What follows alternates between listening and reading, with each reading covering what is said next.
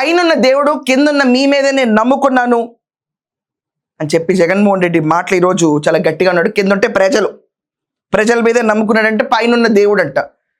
దేవుడిని అవహేళన పాలు చేస్తావు. దేవుడే నిన్ను నమ్మడు. ఈరోజు నమ్మడు. ఏ మతమైన దైవం ఒకటే, నమ్మడు. కల్తీ లడ్డు గురించి నువ్వు చేసిన అవహేళన తర్వాత నిన్ను నమ్మరు.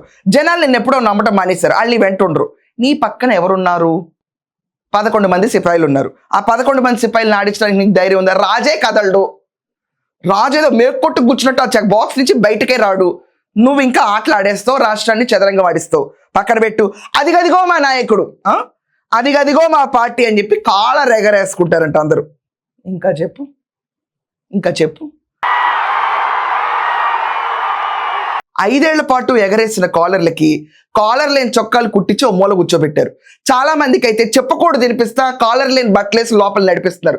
సిగ్గు శరం ఉండక్కర్లా ఇలాంటి మాటలు మాట్లాడే ముందు ఎవరైనా కూడా. నేను జగన్మోహన్ రెడ్డి అంటలేదండి, అంత బాధపడకండి. మాట అతని కాదు. ఇంకోసారి కాలర్ ఎగరేస్తా ఉన్న ఎవరన్నా అంటే ఇలాగే చూస్తారు. జైల్లో చెప్పకూడదు తినిపించే వాళ్ళందరూ కాలర్లు ఉంటున్నాయా?